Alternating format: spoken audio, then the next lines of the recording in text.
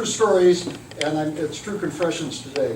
The first one is something that I did when I was 7 years old with a turtle and an outlet. I explained this to my wife. I went over the presentation. She said I shouldn't tell it, so I'm not going to go over this. I'll leave it to your imagination what I did with electricity and the turtle. The second thing has to do when I was a freshman. We used to have all of these laboratories where we had all of these highfalutin sort of electronics. And we used to take the big capacitors and charge them up and chase each other around the room with them. And that's something you should not do. We didn't realize at the time that if you did that and the current crossed your you would probably die. But nevertheless, we did it, not realizing that this was actually pre-technology for today's taser.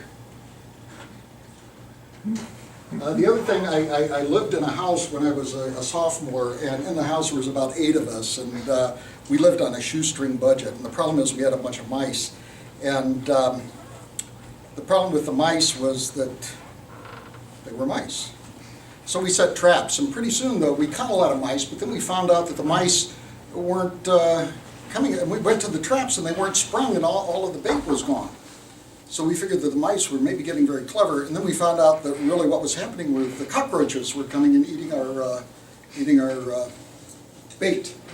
So therefore we were a bunch of nerds, we devised the following, there's the cockroaches coming. We devised the following instrumentation for catching cockroaches. We took some aluminum foil. The design was to take aluminum foil, you cut it up in a very fine grid of non-intersecting pieces. Then you took the 2 sides of the aluminum foil, you plugged them in the wall, and then anytime a roach came across, they would get zapped. Now, do you think that would work? You don't think it would work? We never knew, because we could never cut the aluminum foil right. It kept curling up, so we never designed it at all. So that's something I'll never know. The fourth one was hot dogs. We lived on a shoestring when I was a student, and one of the things we did is we got all of this very cheap peanut butter. It was so cheap they didn't put dye in. It was kind of gray. We got this very cheap jelly, and the jelly was so cheap that when you took a spoonful out, where the spoonful was, it filled up with water. Really cheap stuff. We bought day-old bunny bread. And one of the things we did, and I don't know if any of you have ever seen this, but we cooked hot dogs by plugging them into the wall. And has anybody ever seen a hot dog cooked by plugging it in the wall? Okay, we're going to see it today here because I am a PhD in electrical engineering and I know electrical safety. But here is our instrumentation for cooking a hot dog. Okay. Now, it turns out there's a little bit of plating action on the ends, but actually that doesn't hurt you at all. So what I'll do is I'll actually, in front of you, I will cook a hot dog, and then we will cut it up in little slices. I asked Lucy to cut it up in little slices, and then we'll pass it around. Now, only do this. I have some disclaimers at the end, so you have to be very, very careful if you do this. How many of you think this will work? Anybody done it before? Nobody's ever plugged a hot dog in the wall? Okay, let's see if it works. I don't know if this is on or off. How do you figure it out? Oh, I guess. You use that thing. Huh? You touch the. I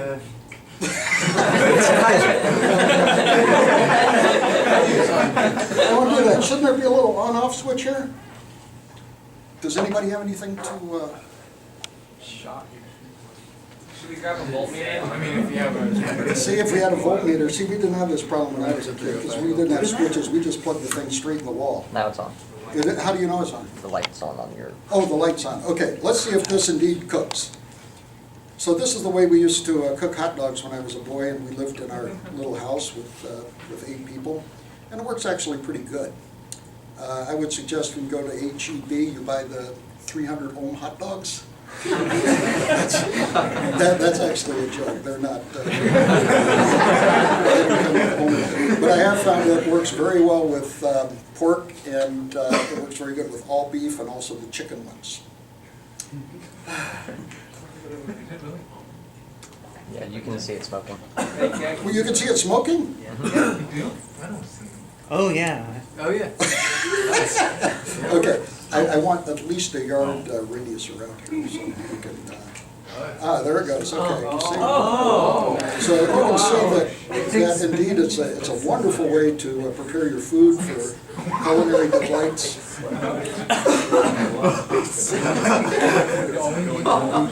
Okay, I'll turn it off now. So do you see how you can cook a hot dog simply by plugging it in the wall? And what I'll do now is I will give this to Lucy. How am I doing on time? Six. 6.5 minutes. Always double check. I have 6.5 minutes to go? No, Okay. 9.5 minutes to go. Okay, this is good. I have a knife, and if you want to cut it into little pieces, you can eat an electric hot dog. So these are very expensive. You can get them at Walmart, or you can make them yourself. Okay, so that's cooking hot dogs, and that's another thing not to do with electricity unless you're a trained electrician. Interestingly, there is a commercial product available that cooks hot dogs exactly this way. It's called the hot dogger.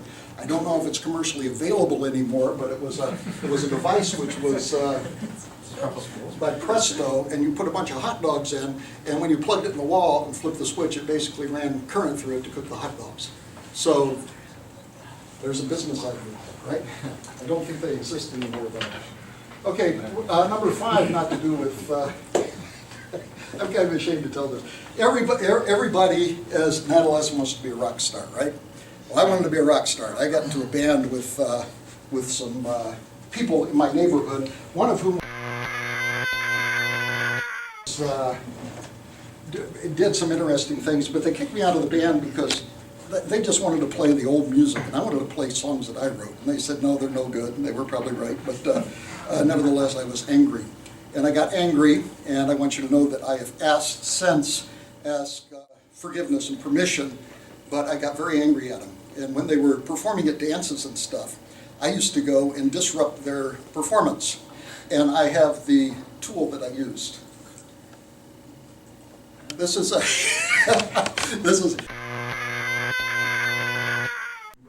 inappropriate use of electricity, and when you do it, the outlet ends up looking like this.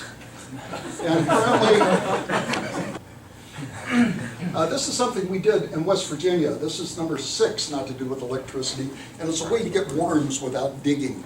One has to simply you can actually take the hot dog cooker here, and you can take the hot dog cooker and you can stick it deeply in the ground and plug it in, and all the worms start coming up. Because the electricity is going through the ground, and they come up. And it's really interesting. There's actually a video here. I don't think we have any audio hooked up, at least I hope we don't. But, okay. There's a little video here that shows that indeed you can do that. So this is an example of a couple of metal rods that you put in the ground. You plug it in the wall, and all of the worms come up. In fact, when they come up, they try to stand straight up to get away from the electricity. And then I did find out that you need to unplug the thing before you gather the worms. There's some, it's not a pretty sight. So that's number 6. And number 7 is something that David Amati has helped me with. And this is something else not to do with electricity. This has to do with a, do you have a gum? Do you have any gum, David? No, Okay. You've all seen these, right? It's a simple gum wrapper. Okay, it turns out that you can take one of these. It has to be aluminum. It has to be aluminum. And in case we have an economic calamity, you can take one of these and you can cut out a little notch in it. And we'll see if this works.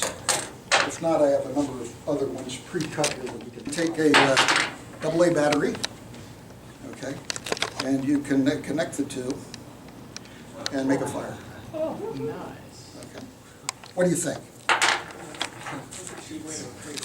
I don't know if, I think it's probably a very expensive way to do it, but anyway, it's something you can do to impress your friends. Now, a lot of places when they actually show you how to do it, I don't have my, oh, here's my scissors. They actually say you should actually cut out a notch. Now, the idea, of course, is when you cut out the notch, you're forcing all the electricity to go through this little place, and it gets too hot, and it bursts into fire. So Very interesting stuff. Now what is also interesting is that sometimes there's actually a filament action that occurs when you do it, and the thing stays hot, and you can actually start fires for quite a long time afterwards. I don't know if I'll be able to do it here, but let's see. Yeah, okay. But it actually, the fire goes out, yet there's a little filament, just like the light bulb filament, and it keeps on going for about 3 or 4 minutes. You can actually take like tissue paper, hold it up to the filament, and start new fires, if you want. So those are my 7 things not to do with electricity. It has nothing to do with my research. I share this to you. I want you to appreciate my world experience and not make the same mistakes that I did. And my last thing is a disclaimer that if you do this, I want to stay away from the lawyers and such. Okay, this talk has not been reviewed or approved by Baylor University. Do not perform any of these experiments unless the following people are present: a fire marshal or a county representative, a board-certified physician, a licensed electrician, and an attorney representing the owner of the property on which you perform the experiments. Okay, so that's for the lawyers. Thanks for your time.